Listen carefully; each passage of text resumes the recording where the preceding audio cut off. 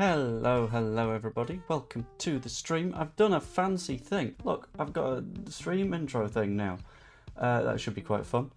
And it should, in theory, be showing the chat on there. So if you guys could just mash a few things into chat so I can see if it works, that would be massively appreciated. Thank you very much. Like Danny has that. There we go, it's working. Fantastic. So, how are we all doing? There we go. Why has that gone up there? I don't know. Is that going upside down now? Did that go that way round before? No, that's a different chat box. Okay, let's change that chat for everything, so that could be a bit of a problem, but we move. Anyway, oh dear, my lighting's gone wrong. Oops. That's fun. Sorry, I was intending on being organised today. Hold on. There we go. I can mute the audio now without you guys even realising. It's fantastic. Yeah, hello, welcome to the stream. Today we have to talk about a little ongoing problem that everyone seems to be having at the moment because everyone is screaming at each other, which is always fun. Everyone is yet again losing their nut at the fact that Leeds United are doing a little bit of slowness in the transfer market. We're not jumping into as many deals as a lot of people would like, and that is a little bit unpleasant. So specifically, hold on, I'm going to very quickly rejig the properties of this thing so it is the right size again. Bloody hell, sorry about that. And that should be fixed. There we go. Cool. So, nice. Basically, Leeds United are doing that thing again, where we start losing our nut, and we're not entirely sure why we're losing our nut, but we're losing our nut anyway, because Leeds have not completed as many big statement signings as a lot of people would like us to, including Michael here, who asks, how is it that Sunderland can get their targets over the line, but Leeds can't? And basically, I don't think it's as big as a problem as some people seem to be. Hold on, I've just got to move things about so I can get things fixed, because I faffed, and I feel like faffing might have been a little bit of a mistake. I'm going to unfaff. Sorry, we'll put that back there. Okay, I'll unbreak it off stream. But yeah, the general sort of screaming into the abyss isn't something that I tend to support when it comes to Leeds United, because in general, we're doing fine. The very first comment on this stream, right, from one's look it help desk, I guess. 49ers out. I've lost all respect for them. We won't spend any more money. We'll get free agents and loans. And this is the sort of territory of conversation where I get a little bit confused, because everyone is simultaneously shouting and screaming about how everything is going wrong. But if you actually have a look at what's gone on, right, and part of the issue is the Sadiki thing, and I will hop into that. Specifically, Sadiki had a little bit of a chat with, it was either a journalist or an internal club thing. And I'm just going to pull up his words for you. There we go.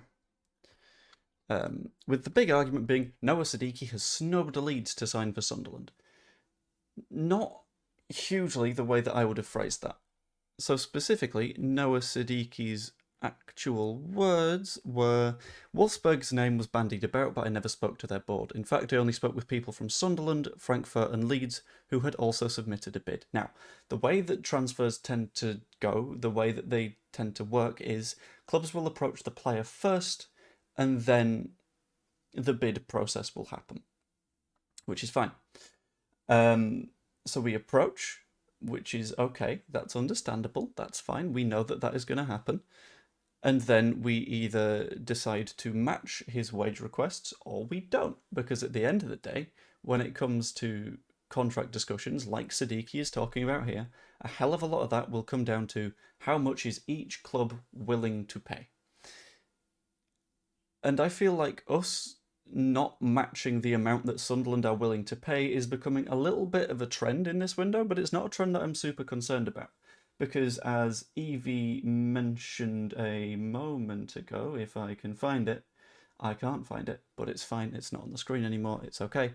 Sunderland seem to be, like, just blowing their money to make sure that they get whoever their targets are, which is fine, which is one approach that you might want to take. That's cool. If you would prefer that approach, that's fine. It's not the one that we're taking at the moment, but it's the one that Sunderland are, in which they just chucked 20 million euros at signing Sadiki, 35 million euros at Diarra, and made sure that they were effectively the only ones in the room for the Sadiki conversation. Interesting that he didn't actually talk about the numbers, because obviously he won't, but in reality, this is the only thing that is out of the ordinary for a player to say, right? To talk about the clubs that he's spoken to. He didn't say particularly why he chose Sunderland, outside of the whole absolute nonsense bollocks that seems to happen for every single signing, which is the same old PR-based, yeah, well, it's a massive club, and I love the history, and it's a good stadium, and all that kind of faff. Sure, that is always going to be said. Oh, damn, happy birthday for yesterday, Evie. I was unaware of that. But, like, I don't... And the fact that we've not signed Sadiki, everyone seems to be losing their nut over. I don't gravitate towards that. I'm in a position of relative sanity. Because if you look at the signings that we've made, and we've made 4 of them, right? We've done Mecha, who is a very, very decent quality player when he's fit. Admittedly, he's not going to be fit all the time. That's sort of an ongoing issue with him.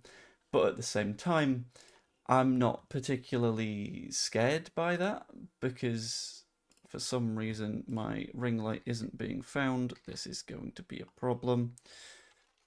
Hold on. Because it's about to turn itself off. Shit. Okay, that's fun. Anyway, so as much as people are in the spot of, things are bad, they're not. We're okay. We're good. We've signed Mecha, who isn't always going to be fit, but he's a backup player. That's not particularly a problem. In addition to that, we've signed Bornau, who is a backup centre-back. He's fucking massive, scores lots of goals from set pieces. I thought this was a thing that people had a problem with Leeds not doing enough, but apparently us fixing that problem isn't good. We've signed Biol, who was wanted by Newcastle, who was wanted by Juve, who was wanted by, I think at one point, Napoli, someone like that. So not a bad player in the slightest, Jakob Biol. And in addition to those, we've signed Gudmundsson, who is a left-back who was playing in the Champions League last season. It feels to me like what the vast majority of people are actually getting mad at isn't the fact that Leeds aren't doing any business or anything like this. It's the fact that Leeds' business hasn't had big enough numbers. The fact that it's not been... We've spent an obscene sum of money on... The fact that we didn't try and outbid Sunderland for Diarra. But I can't... Who's moaning again? Remind me. My friend, have you looked at Twitter? It's gone insane with people saying, for example, that they want the 49ers out. And John Buck's made a very good point here. We did a Sunderland a few seasons back. We signed Rocker, we signed Adams, we signed Sinistera, we signed Christensen, we signed Aronson. And that got us relegated.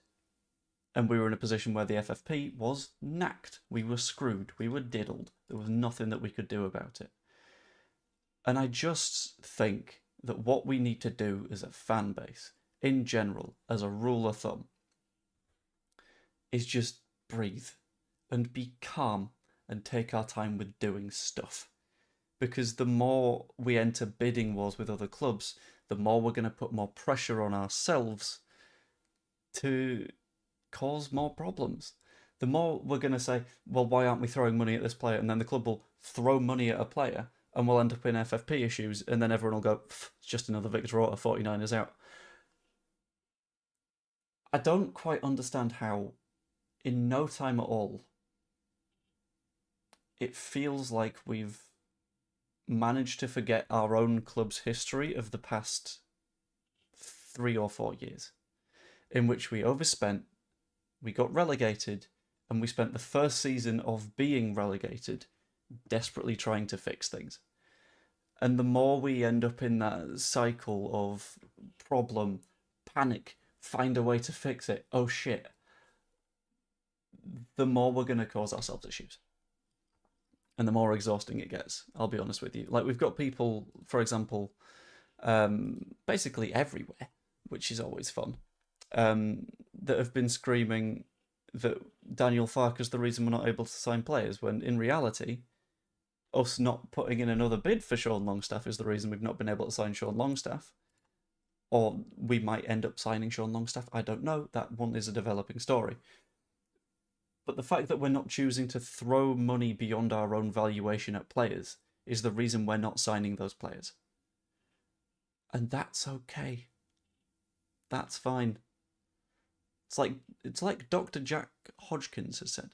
If you're only prepared to pay what you think a player is worth, this will happen. I'd rather not get ripped off than end up in another post-O'Leary situation. Yeah, we know what our valuation is for various players. We know what we want to spend, and we will spend that. And to counter what Paul has put, the most recent comment there, it's the Prem you only stay up if you spend, the gap's too large now not to. There's still basically 2 months of window left. We've got the rest of July. We've got all of August. And it might be the 1st of September as well. But it's impatient. It's I don't know. Apparently we've put a 4th bid in, haven't we? Have we? I've not seen anything on that. But I'm sure if we have, people will be like, oh, now we're willing to spend money. And it's like, no, because it's fine, whatever. Let's have a quick search. Search by latest. Oh, no, does it?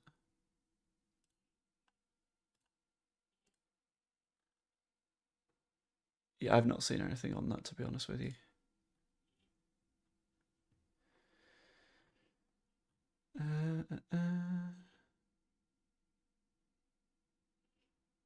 No, I've not seen anything on bid number 4. I don't think that's necessarily going to come, because there's plenty of options for us just around and about the place. You assume players will still be available in 2 months, they will not. You assume that they won't be when a signing that we got on the final day of a window a few years ago was Rafinha. Also still available that people thought would go on the first day of the transfer window, James McAtee. Like, there's a lot of players that are available and will continue to be available. And the idea that, like, the pool of players will run out if we don't sign them in the next 15 minutes is, like, inherently flawed, I think. Because it comes with the assumption that, like, every single player that will move is going to move in the first couple of weeks of the window. And there's a reason that deadline day is a thing. And deadline day is a thing because of this.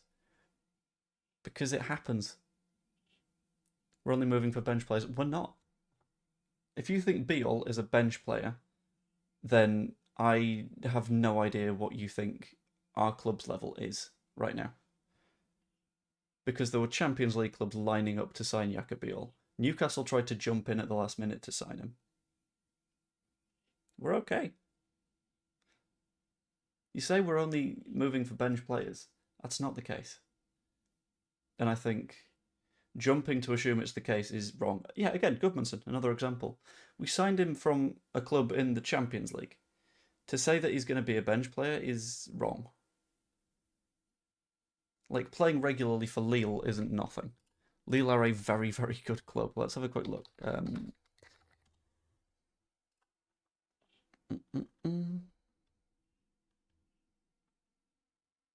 Yeah, there we go. Played 30 matches last season for Lille, who came... Where did they come in the league? 5th in Ligue 1. Which ain't half bad if you're looking at sort of the standard of a few of the teams in that league. That ain't too awful. Matt believes we signed Solomon near the end of the window with them signing Kudus. That's a good point, yeah. I think Solomon's belief that he can force his way in at Spurs might be somewhat shaken by the fact that they've now signed Mohamed Kudus. Because Kudus is a ridiculously good footballer. Insane. And I think to keep staying on at Spurs, in spite of the fact that they've signed someone to play in your position for 55 million quid, is crazy. Joe, why does it take 2 weeks to sign a player? It always does. It always has done.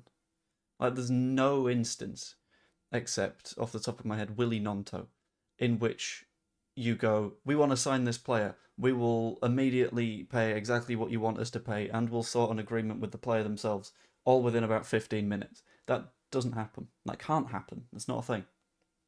It takes time to do stuff.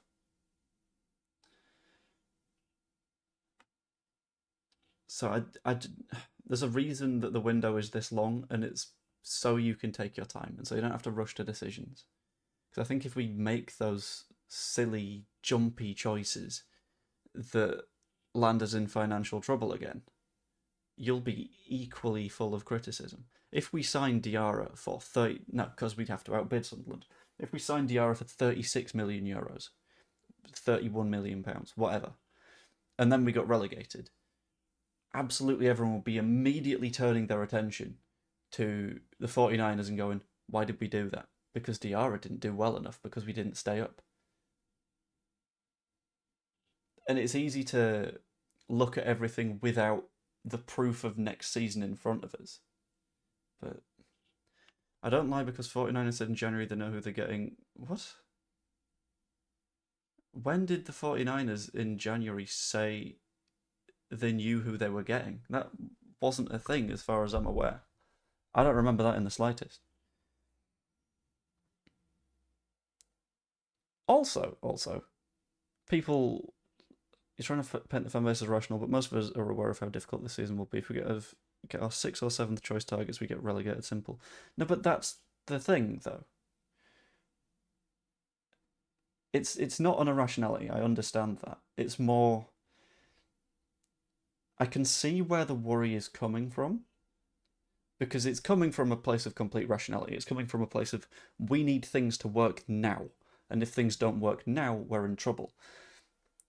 But I think it comes simultaneously with this assumption that the players a little bit further down the list of targets are obviously not good enough. And I don't reckon that's the case. They said they're not buying because of... What? I'm not sure what you mean, bro. Norgard to Arsenal went through today, and Arsenal had their bid for Norgard accepted 2 weeks ago. Yeah. And another example, we all basically knew that Milos Kerkez was on his way to Liverpool for a good while, and it took like a month for that to be confirmed. It's... yeah. Bamford stays will be one of our strikers. Yeah, but he won't be the first choice, because we'll sign a 9. Harrison stays, maybe. But if we sign Solomon, then I don't believe so. I think it's about if there's interest for Harrison. Aronson's our number 10. Again, not necessarily, because we've got, like... what is it? 6 weeks of transfer window until the Premier League starts? This is all based on the assumption that this is the squad we're going into the season with, and people sort of screaming out loud at the top of their lungs, we're not going to make any more signings. It's the 10th of July. Come on. And on the 20th of July is the Leeds Creator Cup featuring Dara Cunningham, who's in the chat right here, also telling you to like the stream. Yes, I'm doing so much prep stuff for the Creator Cup. Sadly, we lost one of my team's coaches today. Andrea can't make it over, which sucks, because I was really looking forward to that. I'm going to have to slightly rejig things as a result, but that'll be fine. We'll work it out. But all of your favourite Leeds creators on a football pitch against each other is going to be a wonderful time. And also, if you just scan the QR code down here, it'd be spectacular if you could get tickets. £7 for adults, £3 for kids. Now we've definitely got face painting for the kids. We've got a bar for the adults. It's going to be spectacular. And also, pop a like on the stream if you like. And also subscribe if you fancy, because for every subscriber that I've got by full time in the Creator Cup, I'll donate an extra 1p to Prostate Cancer UK to add to the pile. Literally all of the proceeds that come from you guys, from tickets, from donations, are going directly to Prostate Cancer UK, rather than going to paying for the event, because that is covered. So, yeah. It'd be wonderful if you could get involved. It'd be fantastic. Was more asking your thoughts if that was the case. I think we'll make signings just a question. Ah, okay, right. If that is the case, yeah, we're in trouble, but I don't think it'll be the case. I could be player coach. I could not be player coach because I am already doing about 4 other jobs on the day. I am already, for example, helping out with commentary stuff. I'm doing various interviewee, hosty bits. I'm also playing. I'm doing a bit of the production stuff, all the setup on the morning. Basically, I ain't got the time to be player coach. Joe, you're too laid back. I mean, right, okay, so the example that I'm going to use here is last season. Also, pop a like on the stream, that'd be wonderful. Last season, I was saying throughout that we will be fine because I genuinely believed that we will be completely fine. There will not be a problem at all. It'll be great. And at the same time, everyone else is sort of screaming, we're never going to get promoted with Daniel Farke at the helm, etc., etc., etc. We had these conversations last season. Which meant that everyone that is on that side of the fence, on the things will go wrong and things are bound to go wrong side of the fence, is getting caught up in this spiral of negativity and are getting dragged down slowly but surely into this sort of unpleasantness, which means that at the end of the day, you're not enjoying what's happening in front of you. Like, we finished the season with 100 points. We won the league and we were fairly fucking comfy when it came to promotion. But until the last 2 weeks of the season, a hell of a lot of the fan base, and you can call me a happy clapper if you like, sure, that's fine. I prefer to enjoy football in comparison to losing my nut on Twitter and calling other people happy clappers. But I managed to go throughout the entire season and go, yeah, we'll be fine. We are fine. We're okay. And I think people leaning into the things are screwed, we're in trouble side of things didn't get that much fun out of last season, which is a shame. I knew we'd get promoted with Farke, but do you think he'll attract good players with him in charge? I don't see how Scott Parker, for example, attracts better players than Daniel Farke. At the level that we're at the moment, which is currently bottom end Premier League, which is fine, because that's where we are. Realist, as much as people might say the words, we're Leeds United, we should be doing better, we're towards the... Hold on. I'm having slight issues with the light, so if I do that, that might help. No, that's not helped. So as much as you can say, look, we're Leeds United, we're a massive club, we should be getting the best players, that's not the reality of the situation. It's our position in the league that attracts people at the moment. The manager doesn't come down to it. It is, do you want to test yourself in the Premier League? Cool. Over you come. And hopefully that all works out. This, by the way, is a bonkers statement by Andy. Joe's not laid back, he's a plant. He's lined up an appointment on Piers Morgan to argue the narrative. No, I just have a different opinion to you. That doesn't make me a plant. That just makes me disagree. I can have a different opinion, it's fine. In the same way that anytime I disagree with anyone on a stream, they'll go, yeah, well, I'm allowed my opinion. Yeah, and I'm allowed to disagree with your opinion. It's fine. That happens. It's okay. All you bang on about is people overpaying, it's all because you don't get them. No, it isn't. Because there are several players in recent years where I've looked at them and I've gone, I think we've overpaid for him. I fucking adored Jorginho Rutte, right? Everyone that I have talked to in any footballing context will be aware of my severe love for Jorginho Rutte. However, I think we overpaid for the guy because he was probably our record signing. You can overpay for that. It is a thing, right? It's not just some foreign concept where like you either have or haven't like overpaid for a player. I wouldn't have been super happy if we would have spent 30 million on Diarra because I think there are better players that you can get at a similar price point. For example, James McAtee for sale at 20. Well, 20 to 25 is apparently the number. If we're chucking in 30 for Diarra when McAtee is available for 20 to 25, it's not great. like Dr. Cox has said, we've overpaid for many players over the years. And I'm quite glad that we're not getting sucked into bidding wars for players that aren't necessarily significantly better. You'd think people would chill after the last 2 off-season transfer windows, but apparently not. Yeah, I mean, people saying that the 49ers don't know what they're doing are also the people that said, 1 second, I've got to unplug and then re-plug in my ring light because it's gone a bit janky.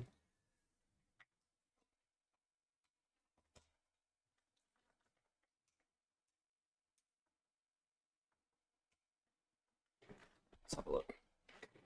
Please link this time, please.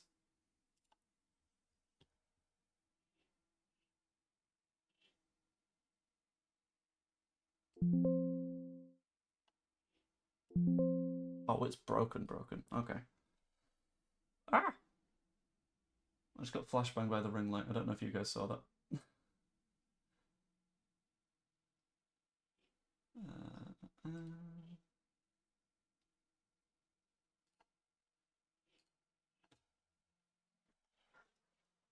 Hang on.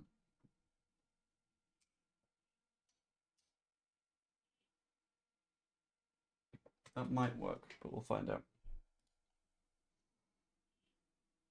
Okay, that clearly hasn't worked. That's made things significantly worse. Now things are just dark. Sorry. I don't like doing tech support stuff when I'm on stream, but it can be fun.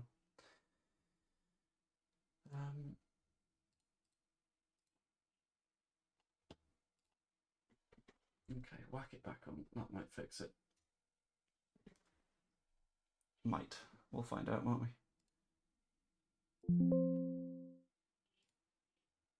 Stop being broken. Please.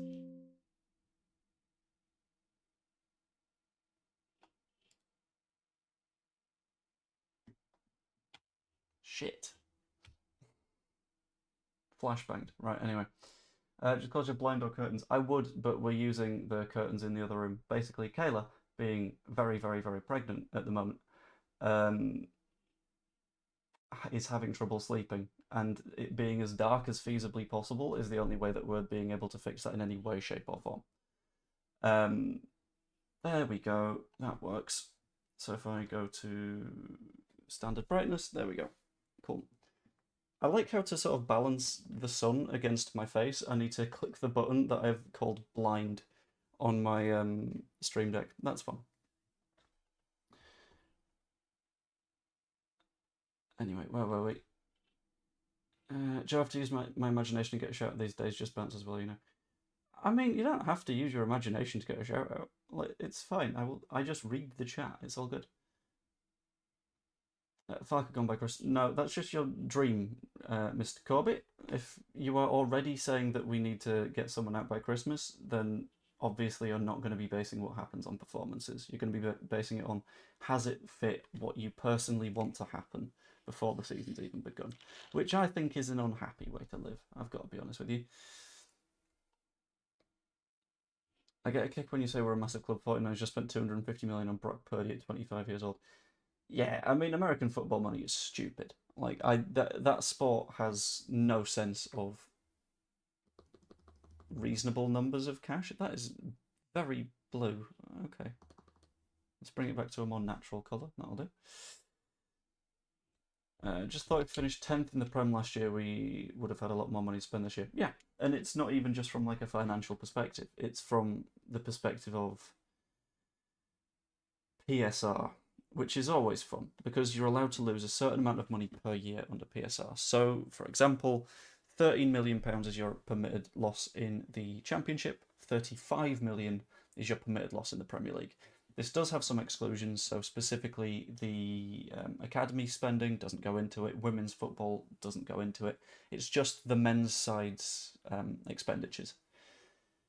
But we've had 2 years of Championship football, which adds up to 26 million, add the 35 for next season of Premier League, and over that 3-year period we can lose £61 million, which is bad. Which is not great, because Everton, for example, who don't tend to ever get relegated, ever, it's sort of a miracle, have £105 million worth of wiggle room. At least over the 3-season rolling period. I don't know what their current allowable loss is for this season, But yeah, it's difficult. What player do you think we need as a top signing? I would personally love to see us sign Vladislav Vanat. I've not done anything on him in quite some time, but he is the guy at Kiev, who I think is fairly good, to be honest with you. A lot of people will look at him and go, Ukrainian league, I don't give a shit, but that's fine. Auto wasted 10 million on under 21 players who never made it. I wouldn't call it wasted, because the thing with youth players is you are going to make these investments. For example, if you look at Man City right now, they put quite a lot of money into signing Finley Gorman from Leeds. And Finley Gorman, 14 or 15, something like that, has never been proven at like the top level. I think he maybe played 1 or 2 times for the under-21s or something, but he never got anywhere near the senior squad. But in the event that that works out for them, it's going to work out big. And that means that they make a massive profit.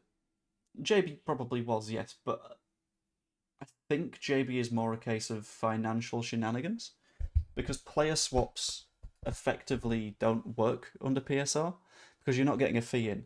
The entire point of getting fees in is to outweigh PSR, because you can say, we got this fee in this year, but you can amortize all of the costs of players.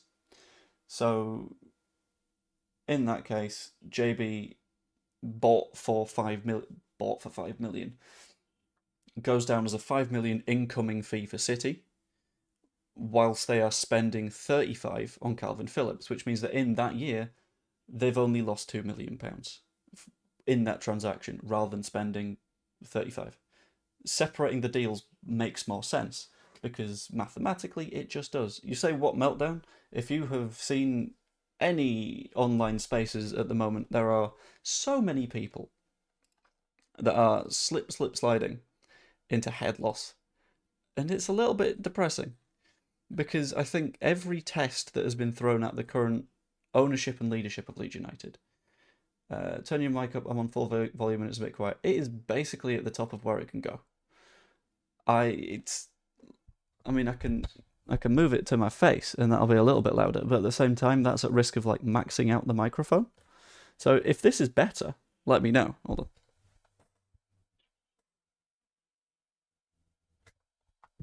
Right, I'm gonna test various settings now, so I don't know if it's gonna be worth it. So if I do that, that's quieter. If I do this, that's a little bit louder. And I do this, that's okay, I guess? I'll go to the original one. Meltdown in T-2 weeks, we still have time. You see, a lot of people would think that we still have time. But the people who are already having meltdowns clearly don't think that we do. They are already in the middle of, things are bad, let's fix them. Mike's fine for me just how you are. Okay, cool. If it's just one person having mic problem, then I'll move it back to where it was, because it feels like it's in the way when I put it up to my face. It's like I can't move, I can't do things. But it's okay. I don't know if Connor is like meltdown mode.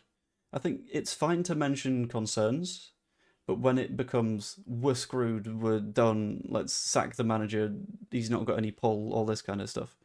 At that point, it's a little bit like, come on, let's take a moment. Let's be okay. I'll be honest, I don't mind Connor. It's okay. Visionary JT Live was the first to voice concerns about the window. I didn't know JT was doing videos at the moment, to be honest. He doesn't do them all the time.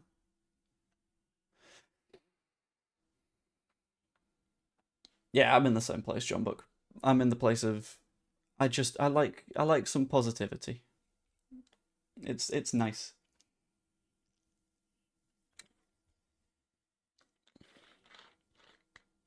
I know Joe is concerned. I saw that Joe was concerned. And I was like, I'm not, but fair enough. It's okay to be concerned. A lot of the concern seems to be hovering around, like, the amount that we are and aren't willing to spend on specific players, and the fact that we're having to put in multiple bids, and I think that's just how it works. That's just how everything works. Like, take your time. Have a breath. We'll get there. It'll be fine. Just all the way in. And out. the more stressed we are, the more problems we're going to be causing. And the fact that, like, on the Longstaff thing, it's weird to me that there are people that are saying, why didn't we just immediately bid 20 million quid and have him through the door?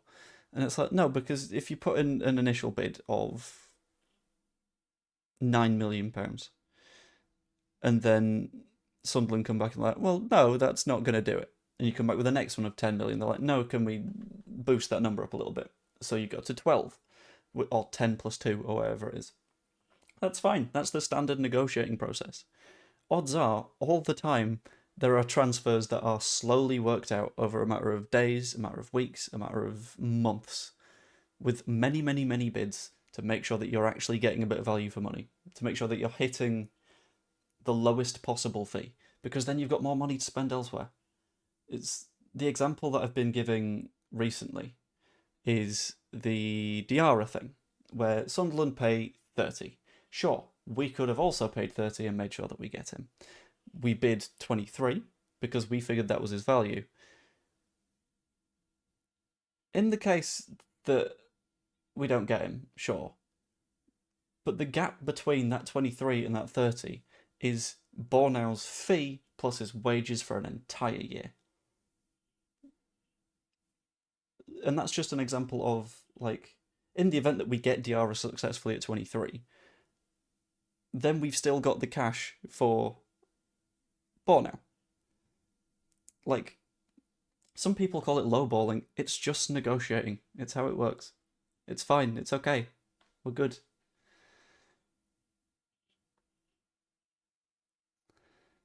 I missed a comment that I really wanted to have a look. Hannah saying I can't cope with performative emotions, whether they're good or bad. Yeah, I mean, a lot of people have accused me of being, like, really performative and stuff. And it's like, yeah, you're not actually this positive.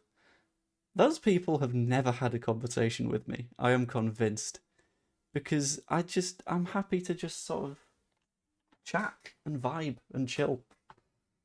Anyone that's in the chat that has had a conversation with me, like, actually about this stuff for an extended period of time, knows that it's not just, like, a version of me that I turn off and on. I think we're okay. And I'm not saying that you do. It was more of a sort of, it's fine. It's more of a, I'm not understanding why there's so much, like, terror ripping its way through the fan base at the moment. From lowballing to Jean-Kevin Augustin, we've got to find terra firma. Yeah. I think there is a middle ground. I don't mind us being in the let's negotiate everything as much as we can position, because it sort of makes sense to me. You gotta take your time. The fact that we're not, like, diving headfirst into doing deals like the Augustin one is good. Like, we keep jumping in with a little bit of a fear that we're not going to get deals done because of the amount that we're spending. We need to remember that Weston McKennie, for example, if we would have stayed up that season, we would have had to spend £35 million on him. And that's the spot that I'm starting from. The spot of, yeah, sure, it sucks that we're not throwing money out to sign certain players. But then again, doing so means that we're not making Weston McKennie a record transfer for the football club. And there's a certain safety in that. There's a certain, like, okay, we're looking after ourselves a little bit more now. On that note, on the note of looking after, look after the stream and pop a like on it. Thank you very much. And subscribe if you've not yet, because it's basically a way that you can donate money to Prostate Cancer UK without you having to fish into your own pocket. Because for every subscriber that I've got on the day of the charity match, I'm donating another 1p to Prostate Cancer UK. And that's at full time that I'm going to be doing that, which is going to be lovely jubbly. That day is going to be great. I'm looking forward to it. Evie, remind me, I need to send you a message about the Andrea thing at some point because it links to the thing that we discussed that no one else knows about. But I might forget, so it's fine. Kickoff is at 1 p.m.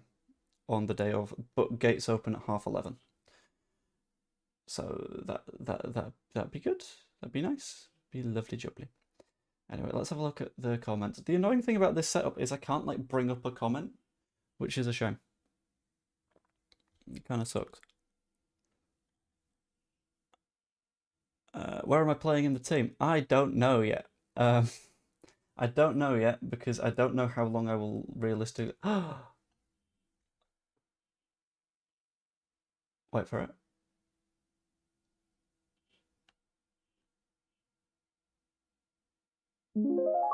There it is. Thank you for the gift of membership locks, which have gone to the 78 RPM Saviour. I think you just like the sound, don't you? Which, I mean, fair enough. I get it. It's a nice sound. But yeah, I don't know where I'm playing because I'll be hopping on and off the pitch very, very often because I'll need to help production people. I'll need to give Evie a hand at points. I don't know, is the honest answer. I'll be all over the shop. Is Cifuentes done? I've seen very little about it. I just know that they were like, maybe we get Marty Cifuentes. And then, like, I don't know. I don't know where I sit on Cifuentes. He's one of those managers where, like, you've heard of him and you know there's hype around him, but you don't know whether he's actually worthy of that hype, which makes it a little bit complicated. Left back on the bench. I mean, at points, yes. Because I very much have to be. And I will be completely honest with you. I've done less training than the other guys because I've not had a chance to do them. And I've done significantly less fitness bits. And I'm not as good. So, like, even if it came down to it, I wouldn't expect to get many minutes anyway. Because I don't think I'm especially good at football. How's the biscuit knees? Knacked. On Monday, I went to 7-a-side, played in net for the first half. Second half, I came out. To be clear, I was genuinely quite good in net this week. Managed to keep them out for some pretty decent efforts.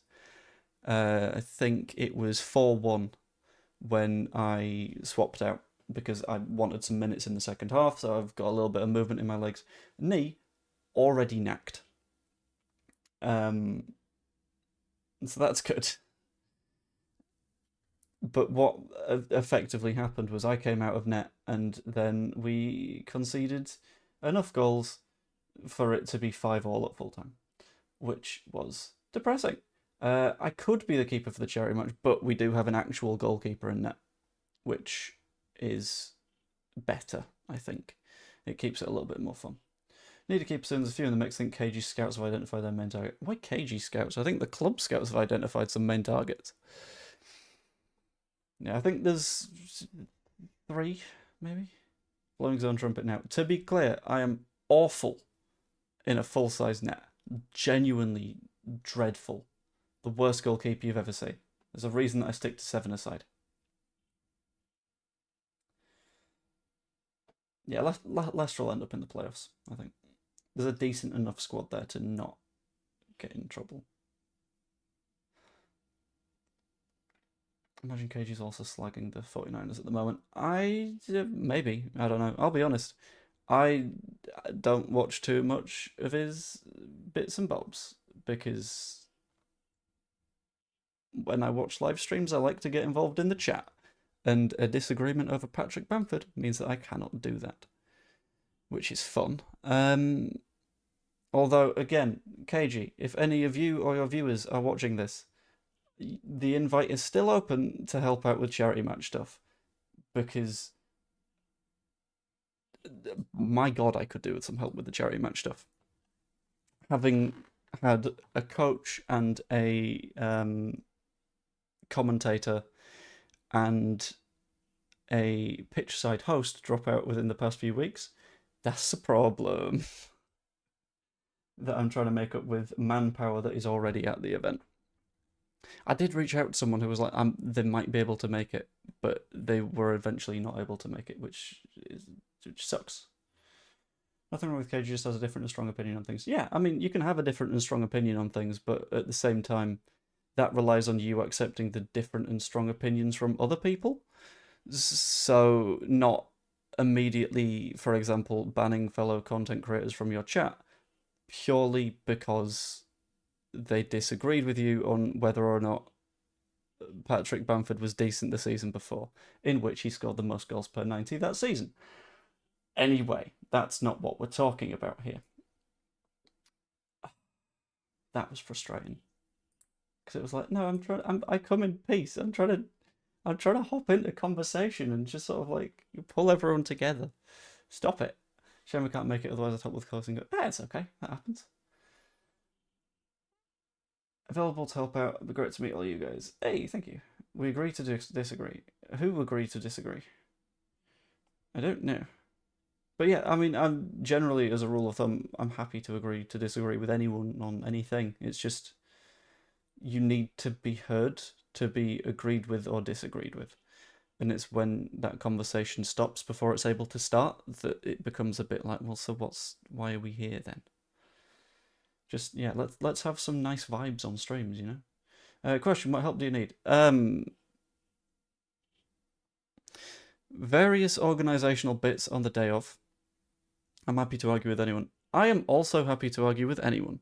And that is why you're popping on the stream at some point soon. Because we very obviously hate each other. And just arguing is what we do now. I say this before and after like all of the streams. We have a little bit of a little dance as we're waiting for it to start and stop. It's wonderful. It's a good vibe. Yeah, in terms of help needed, it's various voluntary bits, the odd jobs, to be honest. We've got some people doing the stewarding bits. We've got someone on show running, Evie on commentary, pre-match hosting stuff. I'm not really going to get a warm-up, am I? Because I'm going to be covering a lot of the pre-match hosting stuff because Evie can't really move. So I'll be doing the pitch side bits. Might need someone on the turnstiles for on the day tickets. I don't know. The twins are going to argue again. Twins? Excuse me. I didn't know I was 1,000 years old.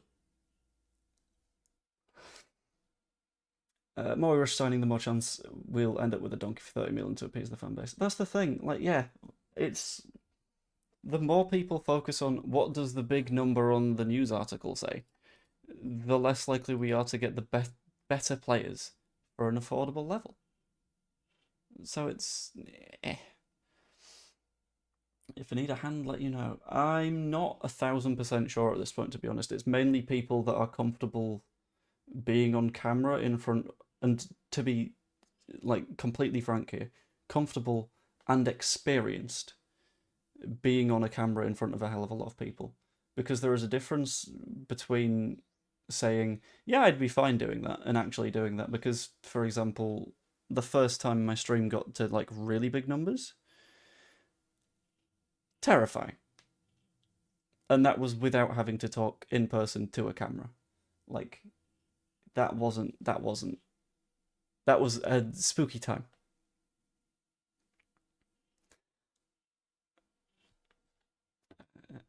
Is much on YouTube? It is, yes. That's where the presenty hosty bit comes in. So I will be streaming it on this channel, although I may rename this channel to Leeds Creator Cup on the day so everyone knows that it's the actual one. I've got no teeth, I can't go on camera. Fair enough. Understood. No, I've only been the champion for the last 2 seasons, but the 49ers have basically got a recruitment spot on. I would argue that recruitment in the Championship is more difficult than recruitment in the Premier League. Because you are so much more restricted on the assets that you've got available to spend. You are so much more restricted on the players that actually want to come. And you need to actually think through the moves that you make. So that's why I've been impressed with the 49ers for the first 2 seasons. So anyone that is at this point going, it's not good enough, actually, needs to get rid of the 49ers immediately. We've got the evidence of the last few years, and that evidence says that we're doing okay. You know? No, he was great or scared when we had our debate, but it was... Yeah, when... Right, okay, Right, okay, hold on. Shh. This is top secret stuff, right? Would you like the recipe to beat Evie in an argument? The recipe to beat Evie in an argument is if she gets focused on one topic, you lose. Because she will know more than you. Because she's better than you. Because she's cleverer than you. But, there's a big but, and I cannot lie, you other mothers can't deny. Shut up. Right, anyway. But what you do is you either make jokes, and jokes that work, because if she's like, haha, that was a funny joke, you've distracted her from her train of thought and she might not get it back. That's step number 1. Step number 2, open the second argument by going, yeah, but what about? And you bring it to territory where you can win. It's nice, it's easy, it's wonderful, it's good. That might not work, but we'll see. Is there a strong signal inside the John Charles Stadium for streaming or not an issue? It should be fine. And if not, they're bringing a 5G router, I think, to make sure that it works. So it'll work. And when we're talking like streaming, it's not just me with the camera. It's like a proper putting in the time and effort bits. Kamara comes to mind for that logic. Yeah, it does a little bit. Or distract Evie by mentioning Pascal and Junior. I don't think it'd work for Junior anymore. Because he's not here anymore.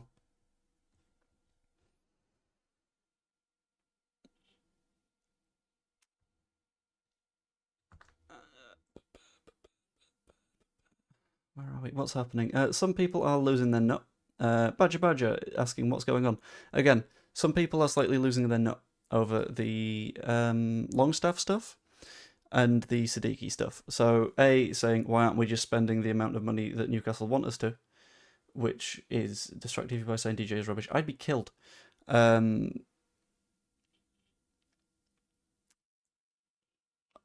been distracted. You've used my own tactic on me. The whole, like, throw enough money at Longstaff so it gets done, and the Sadiki choosing Sunderland thing are the bits that people are sort of shouting about. And it's like, well, it's okay. It's fine. We can be patient. And it's just one of those nice, chill, chatty streams that are like, we can breathe. We're good. Who's presenting the cup? It might be someone from Schools UK Health who are sponsoring the event. Thank you very much to Schools UK Health. It could also be... I don't know. I can't think off the top of my head. No, it's gone. I had half an idea and then it disappeared. Any chance Kate makes an appearance for the charity thing? I don't know, because I've literally never talked to Kate. I arrived on YouTube after Kate's disappearance. So that's never a conversation that I've had in my life, ever. So, I mean, the invitation is open. The invitation is open to anyone who has been a Leeds creator at any point in time, ever. But, yeah. Spurs better half used to slag DJ off. Now he's stopped, not just because of the death stab, but because he thinks he's had 2 great seasons. Yeah, there we go. Want to have a debate with Evie about DJ? No, you don't. Will you take Hamer and the German player, forgot his name? If you're meaning Stack, I would absolutely take him. Hamer, maybe. Hamer's always been in the territory of, he's not the most grabby, interesting, intriguing player, in my opinion. He's someone that... There's something about him that has me a little bit less interested. Which is a shame, because like I would, you know, he's clearly a reasonably good footballer, but it's his attitude in a way that I don't really like. Why not see or ask if Farke will present the trophy or a Leeds player? Because they're all in Sweden. And that would be a hell of a struggle. Because they're all hanging out after the Manchester United match in Stockholm. So I feel like that would be very, very difficult for me to swing. Yeah, it's not necessarily something that I'd be able to manage.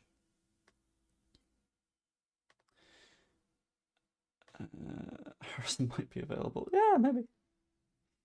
Give us a recap. Recap is Longstaff. We had a third bid rejected of 10 plus £2 million. A lot of people's response to that is, why don't we just pay up? And all that kind of stuff. Simultaneously, Sadiki did a piece to a Belgian news outlet in which he said that he spoke to Frankfurt, he spoke to Sunderland, he spoke to Leeds, he ended up choosing Sunderland. A lot of people took that as, why aren't we selling ourselves better? We're Leeds United, all this kind of stuff. I genuinely just think that we didn't offer the same wages that Sunderland did, which I think is fine, because, again, if we're saying we need to put as much money as we can into wages to sign players, you can say that, but that's how you end up with Jack Harrison on £90,000 a week. So, yeah, I don't know. Score prediction on the friendly. Assuming you mean the Leeds Scum one, genuinely impossible to guess, because we don't know what the lineups are going to look like in the slightest. I would probably like to say that Leeds will win, but that's because that's who I am as a person. I'm an optimist. I think we're more likely to put forward a strong team than they are, just because it means a hell of a lot to us, and it means a little bit less to them. I'm going to go Leeds win, I think. 49ers doing things professionally. Short memories have forgotten or to sack the bod shouting meltdown. Yeah, that's the worrying bit. About a Leeds legend, that'd be awesome. Surely you can influence one of them. You have the charisma. I've not got the connections, and it's very, very short notice at the moment. Plus, if I was using my connections, they would be commentating or hosting at this point in time. Right, anyway. Spurs boys' first game at Ellen Road was Spurs at home. He was with me in the cup, and they were winning 1-0 at half time. We won though, so it was okay. That's what counts. Yeah, he doesn't offer fans out, which also helps. What's Newcastle's asking price? We don't know. It's not publicly available. There's some people theorising 15, there's some people theorising 18, there's some people theorising 20. It'll be somewhere in that region. It might just be 12 up front, in which case I imagine we would absolutely go for that. So it's making me think it's probably not 12 per position. So, I don't know. Russ is hearing it's 15, so maybe. Anyway, I'm going to bring this stream to a close in a moment, because I'm a little... his book price is 17. I don't think he has a book price, because he's not... Well, he might. I don't understand how that necessarily works. But book price in PSR terms, I don't reckon he'd have one, because he was an academy player. So that's just confused me. But then again, that's easily done. I'm an idiot. Anyway, what I'm going to do is I'm going to bring the stream to a close in a moment. If you haven't yet, it'd be massively appreciated if you could pop a like on the stream. It's currently at 119, which is lovely. It's a nice high number. But it'd be nice if that number could be bigger. It's the same if the number of subscribers could be bigger. It's a little button down here. It just says subscribe. Press that and you're effectively giving 1p to Prostate Cancer UK without you having to do anything. Because at full time in the charity match, I will be giving as many pennies as I have subscribers to Prostate Cancer UK, in addition to all the stuff that we've already raised, which would be wonderful. Yeah, that's basically... You could also become a channel member. It's $2.99 for a month. You get a bunch of videos and stuff early. It's absolutely wonderful. And I believe you might get access to the test stream for the charity match, but I can't confirm that 1000% yet. Danny, when I'm physically fit enough to do so, because I am knacked at the minute. Anyway, hope you all enjoyed. I would redirect you somewhere, but there is no one to redirect to at the moment. So hope you all enjoyed, and I will see you later. Toodaloo, everybody. And I'm going to also take you to an end screen. Ho, ho, ho! Look at the... Oh, it's gone wrong again. Ah, well.